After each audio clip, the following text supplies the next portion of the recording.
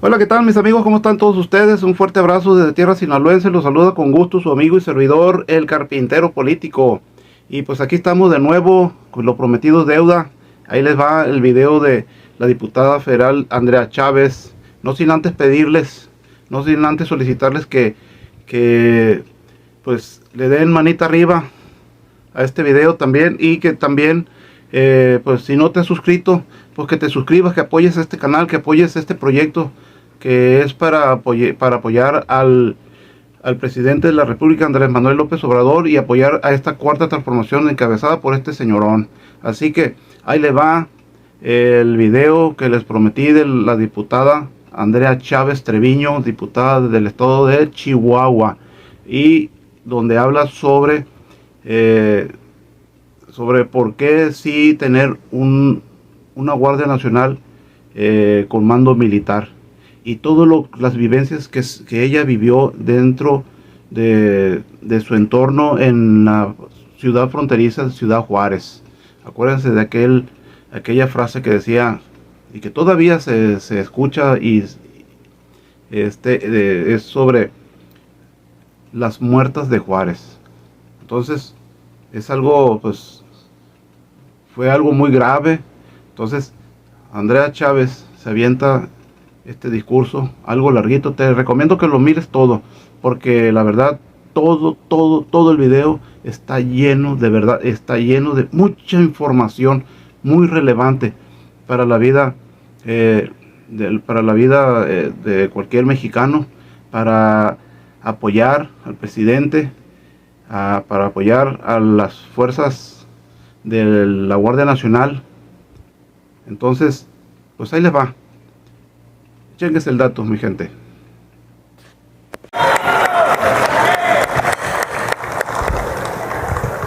Con su venia, presidente. Adelante, por favor. Con mucho respeto les digo que lo que para muchos de ustedes es un discurso político, para mí es un tema personal, porque yo quiero profundamente a mi querida frontera, Ciudad Juárez.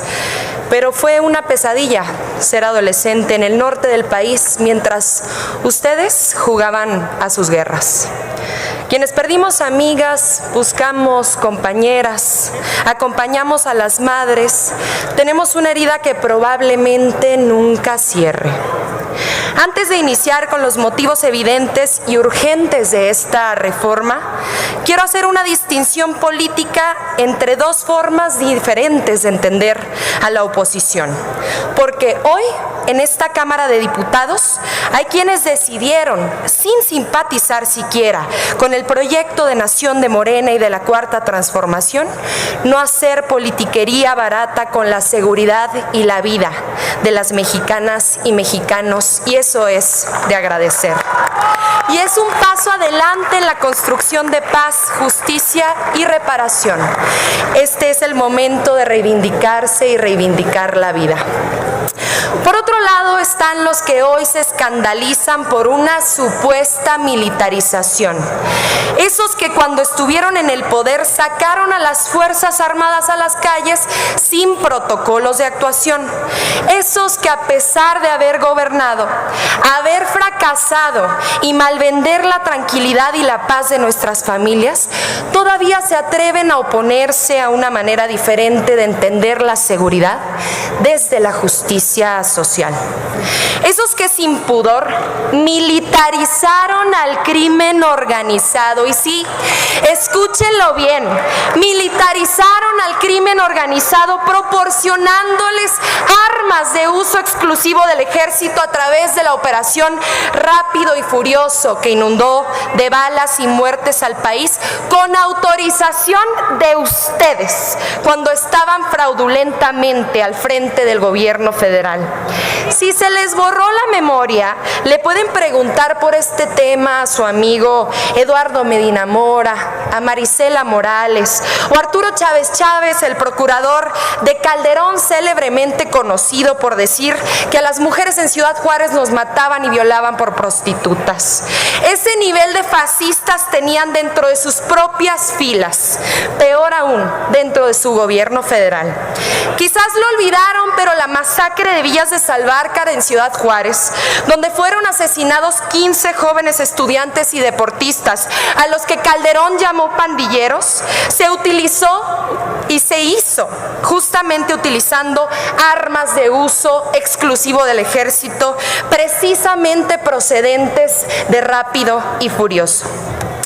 Pero la profesionalización del crimen organizado no fue un proceso casual, ni una mala estrategia diplomática con el país vecino. Fue un proceso deliberado por el cual la delincuencia tuvo acceso a las armas más letales, mientras la fragmentación de los grupos delincuenciales requería permanentemente mano de obra de rápido relevo, en un momento en el que la mayoría de la gente quedó abandonada por el Estado completamente a su merced. Mi generación quedó atrapada entre la falta de oportunidades y las balas de una guerra absurda iniciada en 2006 para legitimar la pequeñez del autoritario, arrogante y belicista que la declaró. Mientras la seguridad pública se descompuso en todo el país, el poder político desangró al ejército. Solamente en tiempos de Fox desertaron más de 100,000 elementos. Con Calderón los mandaron a una guerra, mientras los que tomaban decisiones políticas les recibían sobornos millonarios. Al narco, justamente. Los castigaron salarialmente, abandonaron a las familias de quienes cayeron, les construyeron el rechazo de ciertos sectores de la sociedad con instrucciones deshonestas que debían cumplir. Maltrataron a quienes tenían la tarea de protegernos a todas y todos, mientras armaron a los grupos de la delincuencia organizada para el reacomodo de las plazas y a cambio solo ofrecieron un manto de impunidad. Por cada fusil que durante su gobierno se introdujo de manera ilegal pero tolerada en México, este gobierno ha acompañado, capacitado y preparado a un guardia nacional que cuida de todas y de todos nosotros. Con mucho respeto, pero estamos haciendo nuestra parte para intentar resanar las profundas heridas que sus decisiones generaron en este país. Y tenemos memoria por los estudiantes asesinados en el 68, por las víctimas del Halconazo, por los maestros de Nochixtlán, por los 43 estudiantes que aún buscamos. Este gobierno incluso ofreció disculpas por algo que no hizo, pero que hicieron ustedes cuando estaban al frente del Estado mexicano. A los padres de Jorge y Javier, a los que ustedes llamaron sicarios armados hasta los dientes siendo estudiantes de excelencia, a las víctimas de las guerras sucias, que para ustedes eran poco más que unos comunistas revoltosos. Tenemos con qué, con todo y los errores políticos de quienes dieron las peores instrucciones. Nuestro ejército es un ejército de paz, que nunca ha sido parte de un golpe de Estado, que entronca con la tradición de respeto y refugio para quienes sufren en otras naciones, que cuida la soberanía propia y respeta la ajena. Necesitamos a nuestras Fuerzas Armadas de manera extraordinaria, regulada, fiscalizada, temporal, subordinada, complementaria y con tareas detalladas sin lugar a la ambigüedad. Mientras la Guardia Nacional construye el máximo de su potencial para cuidarte a ti, para cuidar un país que poco a poco se levanta con dignidad, con mucha esperanza por bandera tras décadas de letargo neoliberal. Queremos que la nueva historia de nuestro país no se entienda sin el respeto a los derechos humanos. Y hoy venimos a regar la semilla que juntas y juntos en unanimidad sembramos. Sean serios. Hoy podemos reconocer que tardaron al menos 10 años en destruir, infiltrar y malbaratar a los cuerpos federales de policía, y se necesita al menos el mismo tiempo para reconstruir lo que ustedes rompieron por ambición, avaricia y para hacer negocio. No se equivoquen, ustedes impulsaron una estrategia fallida y sin temporalidad. Hoy nosotras y nosotros estamos dando un paso adelante a favor de la desmilitarización desmilitarización, porque le ponemos fechas y plazos, porque tenemos una estrategia de pacificación real que comienza a dar frutos y lo podemos demostrar. Hoy el delito de secuestro, uno de los más dolorosos por su profundo impacto social, ha disminuido en México en un 53%. ¿Recuerdan cuál era la estrategia de ustedes para acabar con el secuestro? ¿Lo recuerdan? Yo se los recuerdo.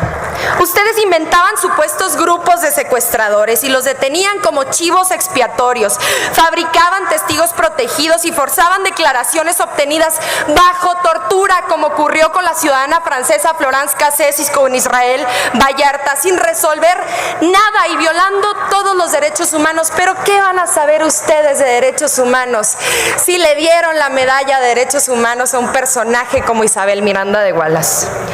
Los principales delitos federales han disminuido en un 30% durante la administración del presidente López Obrador, un 60% de deceso en delitos financieros, un 50% en delitos patrimoniales, un 40% en delitos fiscales, un 22% en delitos contra la integridad.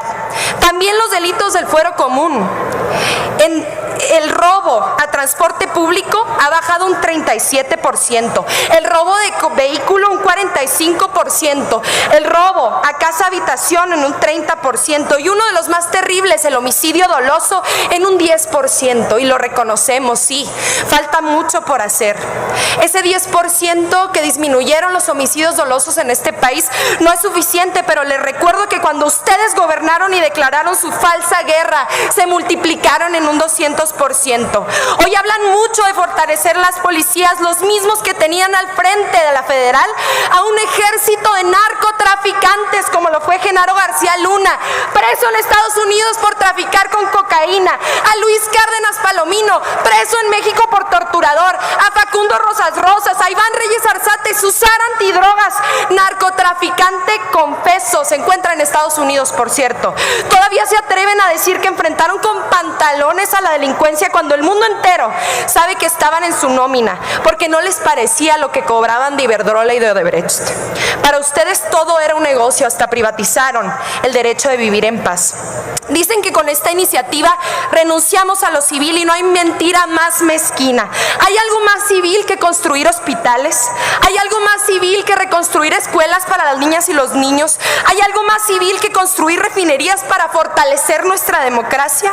¿Hay algo más civil que construir aeropuertos para detonar el desarrollo de nuestra nación? Aquí se quejan permanentemente de que no escuchamos sus puntos de vista, pero ¿cómo no los vamos a escuchar? Claro que sí, con mucha atención.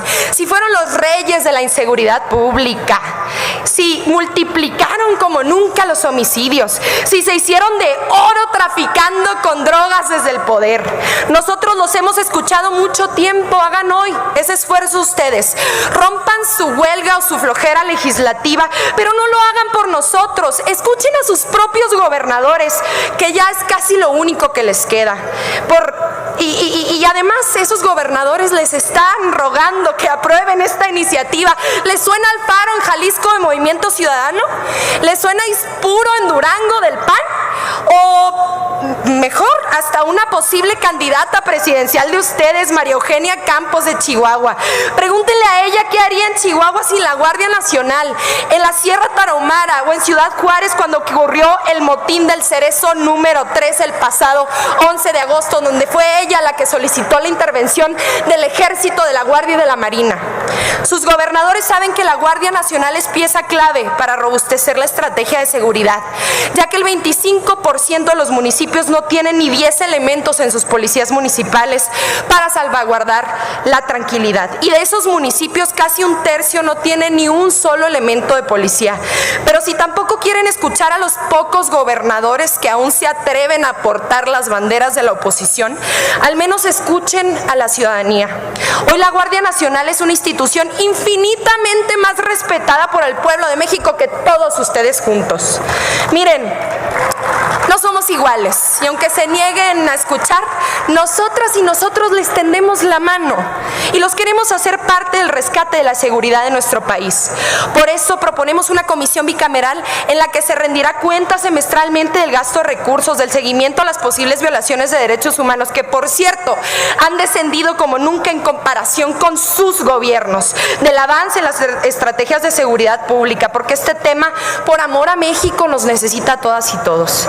A 4 años de gobierno, gracias a la Guardia Nacional, México cumple por fin con el estándar internacional de las Naciones Unidas de contar con 2.8 policías por cada 1000 habitantes.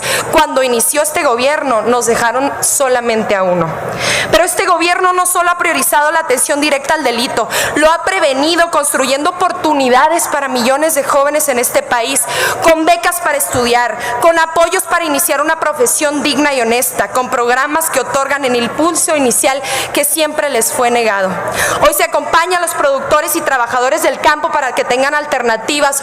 Hoy se siembra vida para cosechar paz. Hoy hay precios de garantía para que todas y todos los que se dedican al campo puedan cultivar los productos que garantizan nuestra soberanía alimentaria y no los que el crimen quiera. Hoy existe una pensión universal para adultos mayores que estructura el piso mínimo de millones de familias. Y sobre este tema, justamente sobre este tema, quiero hacer una mención especial, porque cuando alguien habla de violencia, yo no imagino, yo no teorizo, yo recuerdo. Para mí esto sí es personal, porque ustedes nos convirtieron en sobrevivientes, porque yo sí me escondí de las balaceras debajo de la cama durante las noches, porque a mí me sacaron un día de la escuela con apenas 13 añitos para acompañar a mi amiga tras el feminicidio cobarde de su madre, porque justamente yo viví en la zona cero de su absurda guerra contra el narco, y quienes son de Tijuana, de Tamaulipas, de Michoacán, me pueden entender a la perfección, los que recuerdan, las que recuerdan, porque tenemos memoria, pero también quienes hoy viven en Guanajuato, en Jalisco, en Tamaulipas, porque mi madre me tenía que cubrir los oídos y los de mis hermanos para no escuchar las detonaciones que sucedían por las noches con mucha frecuencia, con tanta que se volvió la normalidad de las y los juarenses, porque ninguna niña tendría que ver colgados decapitados en puentes cuando va por las mañanas de camino a la escuela, porque ningún padre tendría que pasar por la angustia de manejar con desesperación para verificar que su hija aún seguía viva, tras haber recibido llamadas incontables con voces haciéndose pasar por su hija para conseguir una extorsión, porque perdimos tantas y tantos seres queridos que estos 15 minutos no me alcanzarían siquiera para contarlos. Así fue como las ventas de los ansiolíticos se dispararon en farmacias propiedad de sus gobernadores. Así se multiplicaron las niñas y los niños sin sus padres o las madres sin sus hijos. El suicidio aumentó y la esperanza se tornó lejana, porque el miedo y el terror encontraron suelo fértil cuando se hacía imposible distinguir a los buenos de los malos, porque los que debían cuidarnos tenían su orden de desplazar a comunidades enteras para liberarles la plaza a los delincuentes con los que ustedes negociaban sobornos millonarios, porque los que debían cuidarnos tenían la orden de reprimir movimientos sociales, manifestaciones pacíficas y las voces que con valentía y coraje pedían paz. Ya nunca más, este es el momento para el que hemos nacido. Y hoy tenemos un camino. Por favor, a la oradora que concluya. Hoy tenemos un camino que vamos a transitar, porque nos urge construir una nueva historia de paz y derechos humanos. Vamos a apostarle a una vida que merezca la pena ser vivida. Esto no se trata de ganar una votación parlamentaria y termino.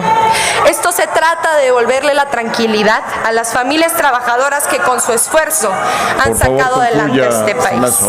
Y ustedes abandonaron por décadas. Eso se acabó. Les agradezco mucho. Muchas gracias por su participación, diputada Chávez Treviño.